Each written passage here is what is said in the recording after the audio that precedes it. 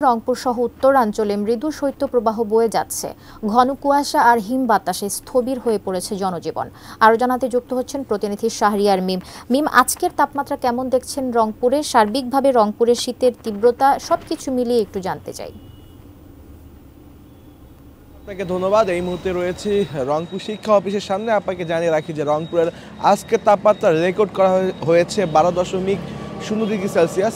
এবং জানিয়ে রাখি গেল কয়েকদিন থেকে রংপুরে অনেক ঠান্ডা, অর্থাৎ অনেক শীত, কনকনে ঠান্ডা, সেই সাথে আসলে বাতাস, সব কিছু মিলে হাড় কাঁপানো শীত যেটাকে বলা হয় সেটি কিন্তু রংপুর অনুভব হচ্ছে।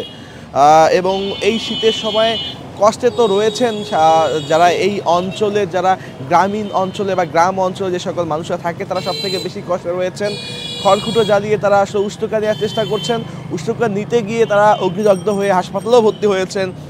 এমন প্রায় 5 জন রোগী রয়েছেন, এমনটাও তথ্য কিন্তু জেনেছি। এবং আরেকটি তথ্য দিয়ে রাখি যে এই যে ঠান্ডা, এই ঠান্ডায় কিন্তু শিশুরা সব থেকে বেশি অসুস্থ হয়ে রংপুর মেডিকেল কলেজ হাসপাতালের শিশু বিভাগে ভর্তি রয়েছেন। সেখানে কিন্তু ধারণ ক্ষমতার থেকেও বেশি রোগী ভর্তি হয়েছে, শিশু রোগী ভর্তি হয়েছে।